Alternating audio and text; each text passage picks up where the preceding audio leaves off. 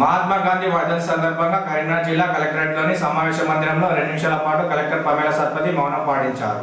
ఈ సందర్భంగా స్వాతంత్రోద్యమంలో వారు చేసిన సేవలను కొనియాడారు.